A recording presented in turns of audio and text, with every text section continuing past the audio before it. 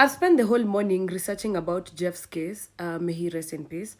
And there are notable incidences that I've collected from the data I've gotten. And I want you to come along with me because the math is not mathing. So I've written everything down because I need to understand this situation because the math is still not mathing, okay? So we have 3:27 in the AM. Who arrives at Fatxo'S apartment? We have Fatxo himself, we have Jeff, we have the cousin, we have the driver and 3 ladies. Sawa. Higher. And then at 4:48 in the AM, Fatxo and the 3 ladies leave. Now, I have several questions here. What happened here? Because we've seen a video of Jeff inside the apartment, taking, the surroundings inside the apartment, which is also a question we need to consider in this case. Sawa. We also need to know whether Jeff was alive by the time Fatxo and the 3 ladies were leaving. So that is an unknown. We don't know in this case. Sawa. Higher. We have 4:48 AM. 4:48 AM, Fatxo leaves, the 3 ladies leave, okay? So apparently Fatxo was dropping off these 3 ladies. Yeah. So we have Jeff plus the driver plus the cousin who are now remaining inside the house. Jeff, at this point, we don't know whether Jeff is alive or dead. I want you to keep that in mind, okay? We don't know whether Jeff is alive or dead. Now, 52 minutes later, that is 5:40 in the AM, 5:40 in the AM, the cousin and the driver are seen looking around. This looking around will relate to a point later on, but meanwhile, the cousin opens a toilet and then he makes a phone call for several seconds. Now, who was he calling? Who was he calling? Another point in the case, this 52 minutes, what happened also? Kwa hizi 52 minutes. Ni nini ilifanyika hapa? Sawa. Now, 7 minutes later, that is 5:47 in the AM, a body flies down. Sawa.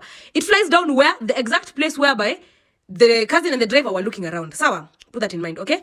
Now, the pants had been drawn to the knees, which is a question of the day. Could have been a case of sodomy. We don't know. Now, the face was up. Now, I've written here reflex, okay? Sorry for the messy handwriting. Now, reflexes, for those who know biology, for those who did biology, you remember a thing about reflexes, So when you're falling, your body will tend to turn so that you can have a visual of where you're falling. Why was the face up? And the face being up, so meaning the contents of the head spilled out. Sawa. 2 minutes later, that is 5:49 in the AM, we have the cousin and the driver going live, I'm a live streaming. I don't know who was playing a guitar. That is what we call an alibi. But then, 2 minutes later, if at all this was a case of suicide, okay? If at all Jeff had killed himself, sawa. In 2 minutes, watu wangekuwa wanangalia from the window to check what is happening. Sawa. Ama they will have at least try to see what is happening because I'm assuming by the time someone falls, there's noise, there's sound, okay? Which does not make sense. Now, minutes after 9 AM, we have Fatxo returning. He comes back to his apartment. So he looks at the body and then he goes to his house. Apparently, some witnesses were saying that he was not remorseful. He had no shock in his face, which is another point in this case that needs to be investigated, okay? Now, here we are working with hypothesis, okay? And we have various unknowns in this case. Number 1, what happened between 3:27 AM and 4:48 AM? What happened hapa katikati? We need to know. Number 2, when Fatxo and the 3 ladies, sorry for that, were leaving at 4:48 AM, was Jeff alive? If at all he was alive, what state was he in? Was he sober? Was he intoxicated? We need to know. Okay, if he was not alive, that makes Fatxo and the 3 ladies suspects together with the driver and the cousin. So it means all of them are involved in the case. That is, if at all, Jeff was dead by the time Fatxo and the 3 ladies were leaving. Okay, now let's continue. If at all Jeff was alive when Fatxo and the 3 ladies were leaving, what happened in these 52 minutes between Jeff, the driver, and the cousin? Okay, what happened hapa katikati? Now at 5:40 AM, what was it that the cousin and the driver were looking around for? Okay, why were they looking around? Why did the cousin open a toilet? Who was this who was being called at 5:40 in the AM prior to the body flying down? Nani huyo alikuwa anapigiwa by the cousin? Okay, that is a hypothesis we also need that needs to be tested more or less. The truth needs to come out. Okay, now at 5:47 AM, we see the body flying down. From the reports given from the management of the apartment complex, no window was open at that time. So how fast did they manage to fly the body down and close the window? Okay. Number 2, pants to knees. Is this a case of sodomy that we don't know? Was Jeff sodomized before he died? That is one thing we also need to know. The face was up. Back to the thing about reflexes. Why was Jeff's face up? Which brings us to this point of, was Jeff alive by the time he was flying down?